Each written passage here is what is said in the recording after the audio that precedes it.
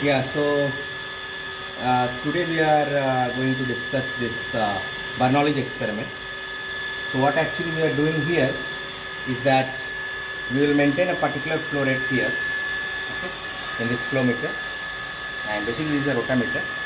So with a fixed flow rate, liquid will send through this channel. You can see this, the channel cross section is varying, it is decreasing. So it is expected that velocity will increase as flow will move ahead through this channel. And then you can see there are these tubes, you can see one tube is here also. Okay, so what we are going to measure is that we know the flow rate here. Okay, so we know the flow rate here, and since we know this cross sectional area at different places, which I will provide you.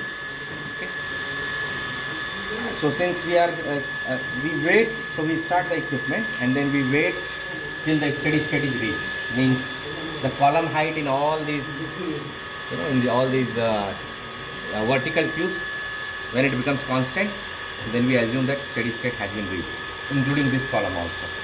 So once you know the flow rate and you know this cross sectional area at different locations on these 1, 2, 3, 4, 5 locations, then you can calculate the velocity because you know the flow rate, okay, volumetric flow rate, liter per minute.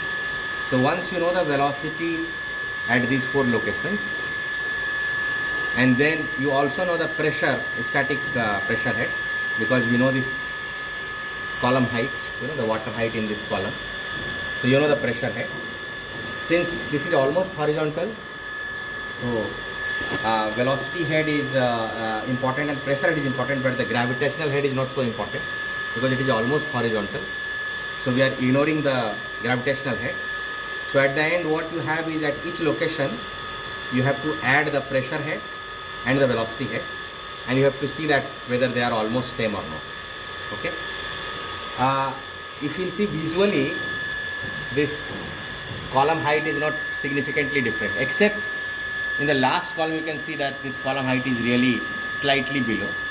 That is the reason is that velocity is not varying significantly, but of course it is decreasing gradually up to some value. So column height is, in principle, it should decrease gradually, and you should see this difference visually also. But since our channel length is not so large, so you will see a very slight decrease in this column height as you will move along the channel.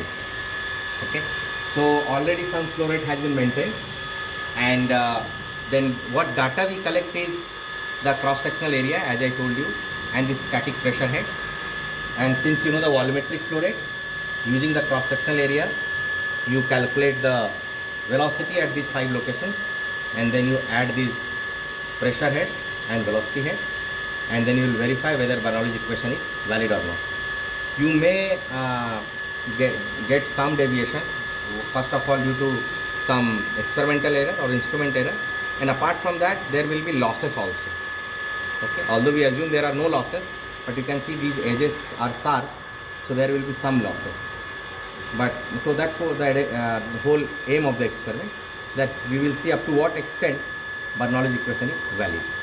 Okay, so in summary, the data which you will get is the 3 volumetric flow rates, and for those 3 volumetric flow rates, what pressure head we are getting, static pressure head at these 5 locations, cross sectional area of course we will provide you, and based on this you will calculate the summation of these 2 heads, pressure head and velocity head at these 5 locations, and then you will see that whether Bernoulli's equation is valid or not.